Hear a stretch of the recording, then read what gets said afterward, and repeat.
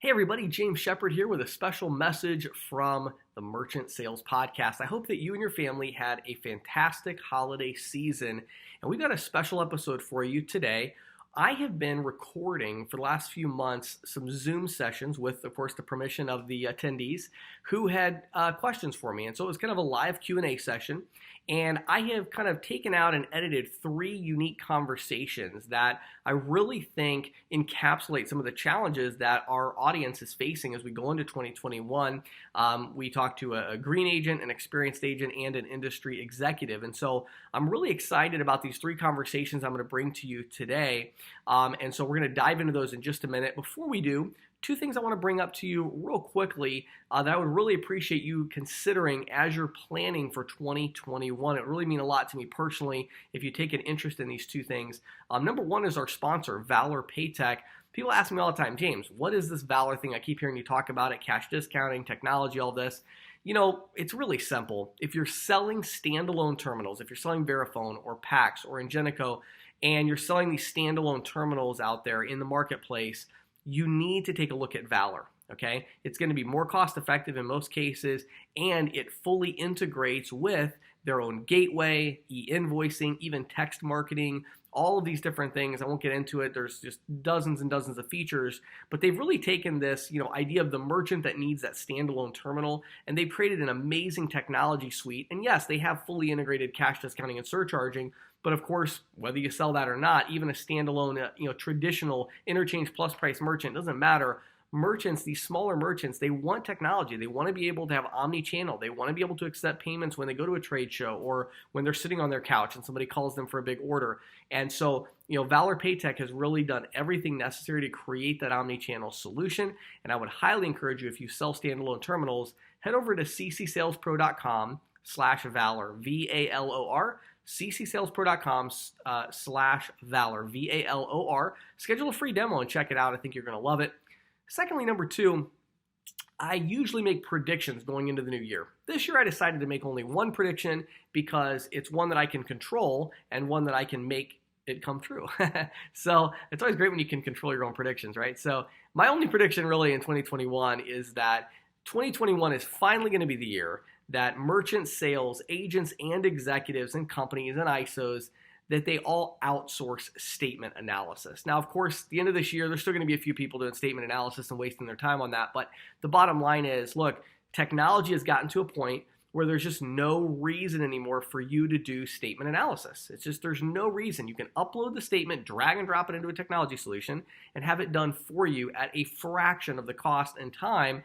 And not only that, but it's actually done better because technology is able to identify things like interchange padding and junk fees and interchange optimization opportunities and, all of the variables that come into it now, that's able to be identified. So if you are currently analyzing statements, or if someone on your team is analyzing statements, or if you're an agent and your ISO is analyzing your statements, reach out to them.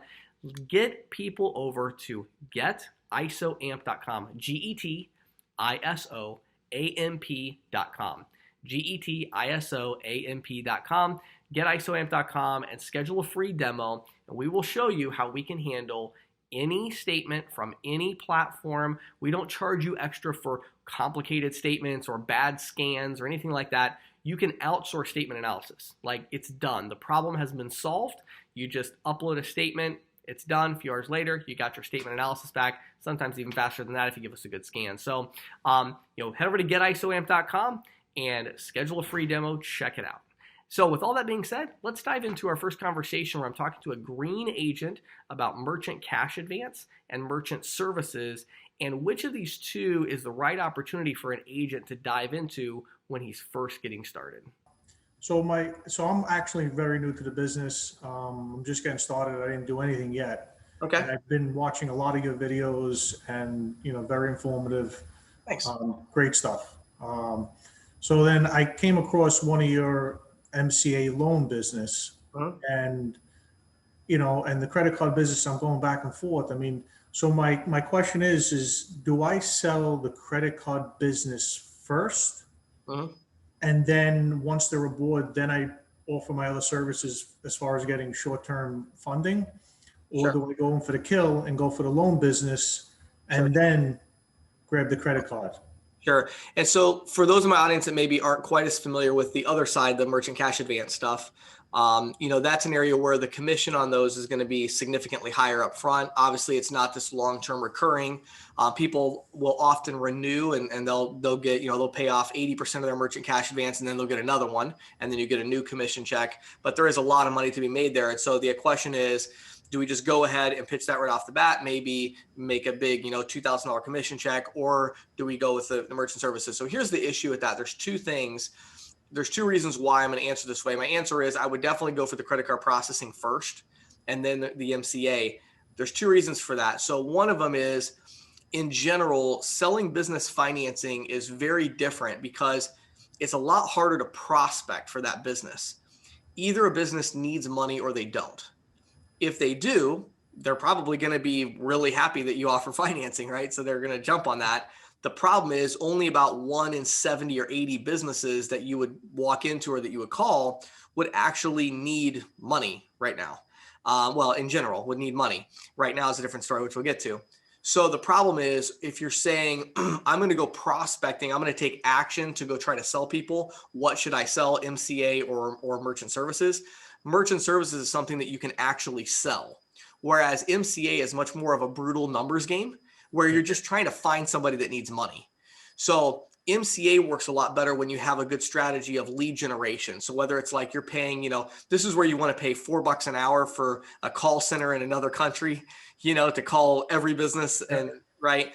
Or where you want to do Facebook ads, or you want to do pay-per-click ads where people are searching for, I need money for my business, that kind of thing. So, but the difference is what's nice about it is you definitely want to mention the MCA because I had an example myself where I had a large business, like a 3-location, not large, but a 3-location pizza shop. Each location was doing maybe 30, 40,000 a month. And they canceled on me, the credit card processing. And I was making like $200 a month, $300 a month on this deal. And it was funny because when I went back, the guy's name is Larry. When I went back to talk to him and I'm like, hey, I saw you stop processing. What's going on? He's like, yeah, I'm sorry, man. We needed to get a cash advance to start our next location. So he said, we borrowed $200,000 from a cash advance company and they required that we switch processors. Right.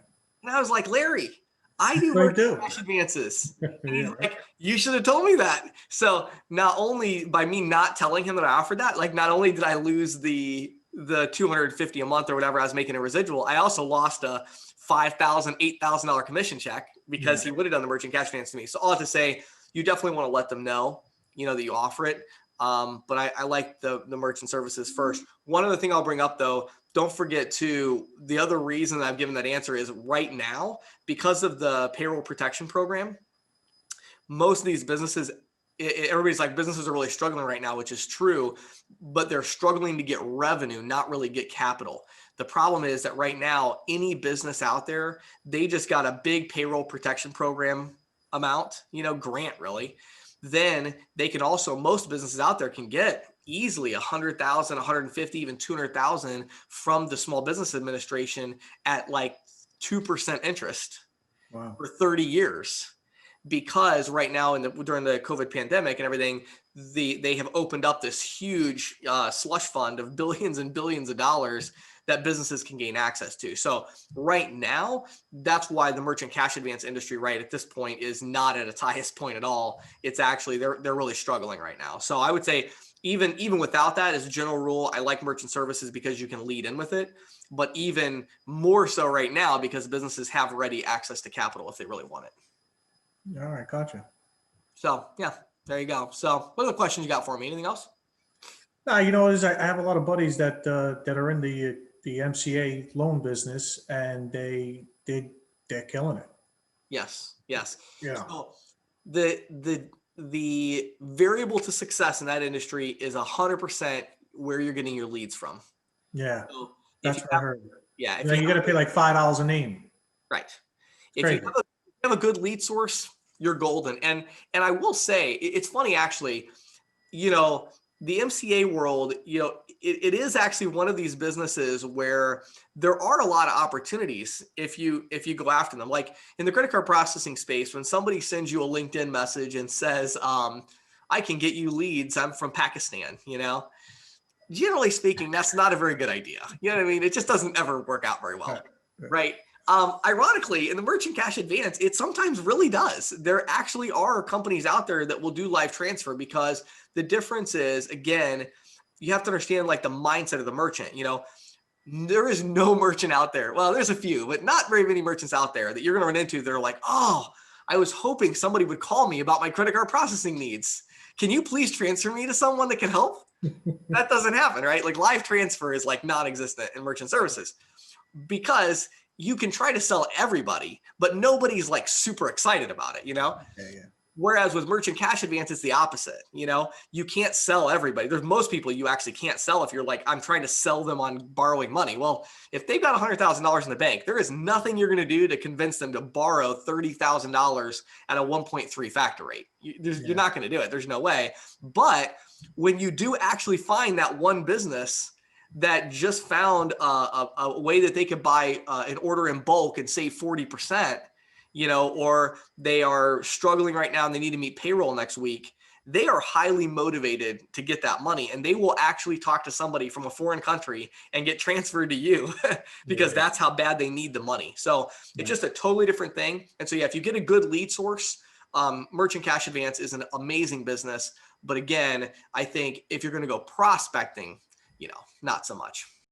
In this next conversation, we're going to be talking with an executive, an ISO owner, who already has an existing sales team that's salary paid W-2, but he's looking to scale beyond what he has. So he's considering, should I start a 1099 team and pay him straight commission? Should I hire more W-2 people? So I talk about some of the models I've seen in the marketplace over the last year that have been really effective. So I'm looking forward to this one. Let's dive into this conversation. Okay, so basically what I'm doing is I'm looking to hire 1099 sales reps. Currently, the way my business model works is that I have salaried salespeople that then also have commission on top of their salary based on the number of deals that are actually boarded each month, which then obviously goes into a bonus, on their next paycheck, on the following month. Sure. And everything is in-house. Is that structured as an actual salary, or is it some kind of a draw? Because they're 1099, so it's not like W-2. No, it's all staff. They are, W-2 sales employees. Oh, I see. Okay, so we have W-2 sales employees. You're paying them a salary plus commission. Plus commission. Got it. Okay. All right, but they don't qualify for their salary unless they have a certain number of sales. No, they still get their salary. Okay, got it. Because not only obviously are they, calling and answering new business, but they're also upselling, existing clientele, as well. Okay. Either trying to update their existing terminals that, such as the VX520, which is obviously on its end of life. So trying to get those people upgraded. Okay. To something else. So they work on those calls. So therefore, having it salary plus the main philosophy for me is that having a salaried employee, everybody concentrates on being extremely honest with our pricing. Oh, sure. I know exactly what they're promising. Yes. I don't have somebody that's out in the field that's going to promise something that I can't deliver. Yeah. And that is something that I hate, because honestly, that's how I get a lot of my business, is because what happens is there's people that are out there, they're over promising, can't deliver it. Right. Somebody's mad and they start looking around, and lo and behold, there I am. Yeah. Well, and ultimately you're protecting your own brand, right? It's kind of your, when you bring your salespeople in, you can either look at them as they're establishing their own brand and we're like the service provider for them, or in your case, it's like they're an extension of your brand. So everything that you do is going to reflect on you and going to have an impact on your business. So it's always good to have control over the people that are determining how merchants think about you. Right, exactly. Yeah. Now, the thing that I am finding, because of the way the business climate is right now, I'm seriously thinking to be able to get more people, I am going to have people out in the field. Yeah. A little bit more. Sure. I mean, being able to call in, having people call into us off of our website, et cetera, that's great. But the business model is slightly changing a little bit. Yeah, sure. So I feel like, to be able to stay competitive, I do have to have people out in the field. Now, that said, because I have never done that, yeah, I don't know really what the compensation packages are. Right. So I want to be able to attract the right talent Sure. and pay them correctly. Right. And at the same time, know that I'm paying them correctly so that they're not going to try to overpromise something that, again, my company can't deliver. Right. And So again, that's always in the back of my head. yeah, oh, I'm sure. I understand. Yeah, so a couple things I would say. I think there's two different models that you'd have to decide between before you could get your compensation, figured out. The Right. first model would be like a two-tier approach. So Okay. you could do something to where you would say, I'm going to hire people to go out and get us more leads Mhm. for the people we already have that are closing, and they're just going to close a lot more deals, right? So Right. with that model, the training becomes significantly less important because these people are not promising anything other than someone's going to follow up with you. So now your Okay. model with them is you're really paying them more for activity than you are results in a way. Okay. So it's basically a pay for lead approach. I would even go so far as to say it's a pay for prospecting approach. So the idea would be, hey, I'm going to give you, 40 businesses a day on a list or in a CRM Mhm. or something. As long as you go out and go to all 40, put notes in there, we're gonna spot check, But if you're doing the work and at the end of the week you did your 200, then you're going to get your $450 or your $500 or whatever. And then we're also going to give you $2 or something, a dollar or two every time you give us a lead that we're able to get in contact with. So something along those lines. So what I find is when you're trying to scale up something like what you have, the big advantage you have over your competitors is you already have a salary paid group of people that know how to close deals and Right. that understand the business, understand your pricing, your brand. So it's a lot easier to just train somebody to kind of do a quick opening pitch, whatever your hot button topics are for what you're presenting, Mhm. and just get them to get people interested to have a conversation. Okay. So you could do that. I think that is dramatically easier than the next model. But if you do that one again, the way I would look at it is pay for prospecting. So you want to, in my experience, trying to do the pay for leads, you end up getting garbage leads Right. because they're motivated to just get people to say yes to something. It's like, no, no, no, no, no.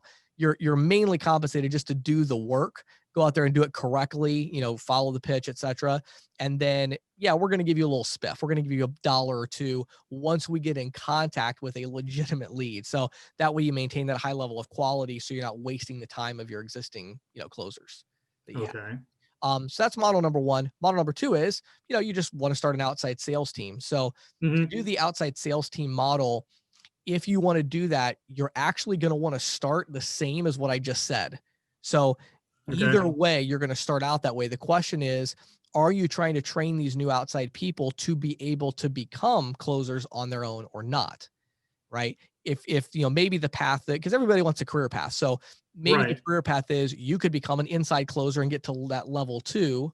Or the other opportunity is to say the career path is you can just close your own deals and, just like these other people. And so all of your people are kind of doing their own, they have their own book of business, they're building their own prospecting, but you have some like coaches. So some of the people that are really good, you're like, hey, look, you're going to keep making sales, but I'm also going to have you work with these new people and help them get their first 4 or 5 deals. Mhm. So the way I usually structure that, it's usually a 3 to 4 week process. So Right. week one is training. Week two is prospecting. And so it's like, I don't care at all about your results. I don't care if everybody curses you out and kicks you out. It doesn't matter at all. All I want you to do is I want you to go walk into X number of businesses a day. That's it. I don't care about anything else. Just if you do Right. that, we're going to celebrate at the end of the week because you did a great job. Week number three, now you're getting into where they're supposed to do something. So get a statement, get a lead for somebody else, some kind of positive momentum from their activity that you're seeing.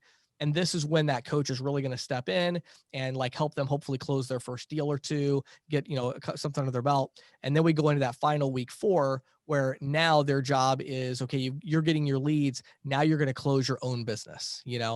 Um, Mhm. and so depending on the quality of person you're hiring, how much you're paying, sometimes you got to stretch those phases out. I don't normally have it like really, really regimented. It's more of like when this person is ready to go to the next stage, they go to the next stage. Sometimes you get somebody who's just amazing at getting you really good leads. And then, Right. you try to move them forward and they just can't do it. And you're like, Yeah. okay, that's fine. We're getting a lot of leads. Great. So I think maybe putting those ideas together, maybe you could put something in place that would work for you. In this final conversation, I'm talking to an experienced agent actually in the UK. And he's been getting a lot of people interested, but having a hard time getting them to sign the paperwork, really getting them to commit. One of the most common challenges faced by experienced reps are looking to take their numbers from 5, 6, 7 a month up to 10, 15, 20 a month. So let's dive into that conversation and talk about how you can get more merchants to actually sign the paperwork and get started. James, thank you very much for speaking to me. I've just very quickly, you've helped me out in this tricky year. Thank you for all that, the support that you post on LinkedIn and everything. I started my business the day we locked down, so your support helped perhaps put me in a good shape for next year. Sure. But we got through. Good. But even this year, I did have a question for you. I hope you can help me with. I sense that I'm communicating pretty well, and I'm getting people to say, okay, yes, I want to go ahead. I want to go ahead with the terminal. I want to go ahead with the virtual terminal, the e-com gateway, whatever it may be. But there seems to be then, I think apathy would probably be the right word, to get people to actually gather themselves again and go, right, okay, I need to get this, and it's all got to be spot on, as you well know, and as I'm learning in the industry myself. Sure. So I feel like I'm laying out a checklist required for a merchant application quite nicely, right? But there's still most definitely some apathy. Yeah, sure. And I'm open to what you think and how you think there might be a way around it. Yeah, good. So a couple things I would say. The first thing and probably the most important thing is make sure that when you do get that initial interest or agreement, right? When they say like, yeah, that all sounds good. Maybe we'll give that a shot, right? You've got to take a moment there to pause and take a step back, because oftentimes I see salespeople go right into paperwork, merchant agreement, like, okay, great. Well, let me get some paperwork started here. And it's like, you got to hold on for a second there. First, you got to take a step back and you have to genuinely thank them. I know this sounds kind of corny, but what you'll find is people have a really hard time, backing out of something once they've been thanked for it. So I'll give you an example. Let's say I'm talking to somebody and I've been, I'm pitching them, I'm overcoming objections. And they finally say, James, I think maybe we will give that gateway a try. That sounds interesting, and I would say, well, let me just stop right here and say, first of all, thank you so much, not only for taking the time to speak with me. I know you're busy and have a lot of things going on, but I want you to understand that, I want your business and I'm so excited that you've agreed to move forward with me. And I always promise my clients a few things. First of all, I'm going to be reachable. I'm going to be available to you to make sure we get through this process. I'm going to do every tiny bit of work I can possibly do for you. If there's anything I can do that you don't have to do, I'm going to do it. Okay, I'm going to be your best employee for the next 2 weeks. Like, you're going to love me. And then lastly, I just want to say, I can tell just from talking to you that you're a person of integrity. When you say you're going to do something, you're going to do it. And I really appreciate that spirit. I'm the same way. And so I know you've made a commitment to move forward with me, and I want you to know I'm making a commitment to make this a smooth process. Now, before we dive into the next steps here and get the details done, are there any other questions you have for me? Okay. So taking a few minutes, what was that? Like, I don't know, maybe that was a minute, right? When you do that, something triggers in their mind, right? And like, first of all, they're like, well, I just made a buying decision. I'm done. Like, this nice guy has thanked me. So I guess I did it, right? Like, there's no turning back. So what I do is I call that building a brick wall behind your yes. It's like, you got a yes, build a brick wall behind it. Don't let them back up any. Like, we got the yes. Let's go forward. Let's not go backwards, right? So once you have that done, now the next step is that you have to get the sense of urgency. Okay. And the sense of urgency is I look at it like 2 layers or 2 tactics. So the first thing I want to try is just being assumptive, right? So that's the easiest path. So I've made my little spiel, and now I say like, hey, you know what? They say, no, I don't have any other questions. It all sounds good. Great. That's awesome. So I'm going to get some paperwork started here now. Let me ask you a couple quick questions before I get the paperwork filled out. What is the legal name of the company? And, whatever. And I'm just going to start asking them questions, and I'm just going to assume, that I can move forward. And if they say, you know what, actually, this is really not a good time, I need to get back to my inventory order or whatever, then I'm going to be very assumptive again. I'm going to say, no problem at all. You know what? I'm actually going to be in the area all day. If I came back here around, say 3 or maybe 4:30, like 3 p.m. or 4:30, either one of those, I could slip away for a half hour. Which of those would work better for you? Okay. I'm just trying to be very, very assumptive about when I'm going to come back. And again, I've already got them in this mindset where they know there's no escape. The reason you get it most of the time is the merchant, in their mind, they still think maybe there's a way I could, I haven't really committed. I said yes, but I didn't sign anything yet, Yeah. So in their mind, it's like, I'll take the day to think about it, really. So they've said yes, but they don't really mean it yet. They haven't committed. When you do that whole thank you thing I just did a minute ago, there's no escape. So they're like, now it's something they need to get over with. So it's just a whole different mindset. So I try to be very assumptive. If that doesn't work, then I'm going to make excuses. Okay. So excuses, not the kind we would normally think of. I come up with excuses for why there's urgency, right? So I have a lot of different, I've probably 50 of these, but I would do a bunch of different ones. I'll do ones like, hey, you know what? If you could do, maybe they're saying, well, how about next week? And I'd say, oh, you know what? I would love to do that. I'm actually not even going to be in this area next week. But I am going to be out here on Friday. If it's Thursday, I'm going to be out here tomorrow.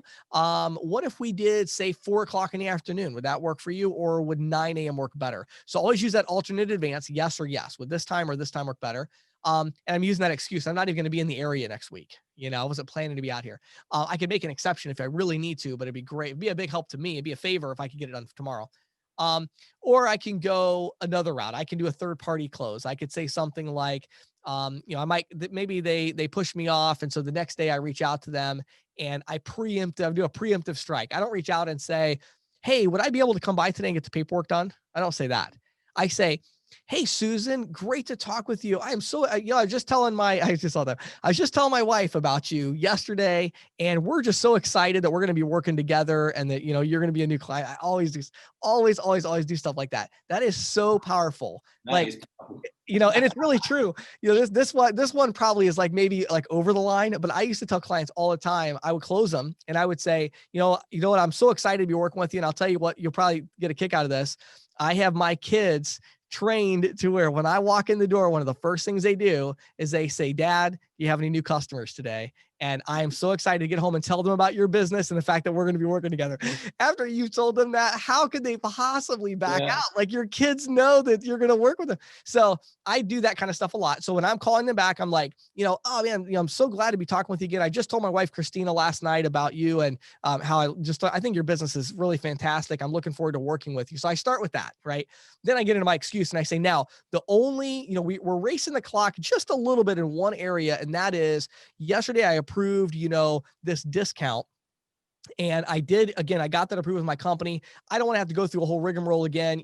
That's going to be good until tomorrow at the end of the day. So I'd love to swing by. Would today or tomorrow, what would work better for you? Just so we can kind of get a few things done. I only need about 10 minutes, So I'm creating this kind of urgency. So I might make up something like that. So you get the idea, but I'm making excuses for why we need to get this done faster. Yeah. So you're going, what I like is the one you just said, I haven't got any kids, not that I'm aware of anyway. But what I really liked about what you just said there is I'm building up my business and I'm taking a lot of pride in being the local guy with my local brand. So that's a massive part of what I'm doing. So this customer growing business, I'm quite openly saying to customers, hey, look, it's so great to have another new customer. Right. You're really helping local. And I can't, I mean all this stuff. Right. So that's important. that one other acquisition to add to my new customers. And I'm telling my first few customers that they are new quite proudly. Yeah. Right. So we're starting something. We're getting the ball rolling. This is exciting. Yeah. Totally. And that's really, really useful for face-to-face, which I've managed to do a few times this year. Sure. What I've also got is I also have an option for people to e-sign their application documents. There's a couple of customers I haven't been able to meet because of obvious reasons this year. Sure. So what I'm doing in between those is going, okay, you've said yes. Can I just book with you, say, a document verification meeting in a few days online? I just want to make sure we get the paperwork right for your merchant account first time. And I'm doing that kind of virtually. Yeah. So that's been okay, but the key face-to-face is perfect. Yeah, the key to getting it done virtually is never, ever send them the agreement unless you're talking with them, like you're live with them and they've agreed to complete it with you at that time. Okay. Never do that. That's the number one mistake. Salespeople will send an agreement. The person gets it. Then they never take the call. And usually it's because they reviewed the agreement. They found something that they didn't like and they didn't have a chance to have the conversation. So what you do is you say, Hey, let's, I've got some paperwork to run through with you. I definitely want to be on the phone with you to answer any questions that you have. You know how this paperwork stuff is. I don't want it to take any longer than it needs to. Let's just get through that nice and quick together. How does tomorrow, whatever. And then once you're on the phone with them and you're like, hey, Bill, great to talk with you. So I've got that paperwork ready to send over to you. Did you say you have about 10 or 15 minutes right now and we can go through that together? If he says, no, just send it over. I'll take a look and I'll try to get to it later. Oh, sure. No problem at all. I actually don't send it until we have time to go through it together. Cause you're going to have some questions on it. So would it work better at maybe later today around 3, or would tomorrow at 10 a.m. work better? So never, ever, ever send it unless you're on the phone with them. Then when you send it to them, they click on it. Then you just talk them through it, Okay.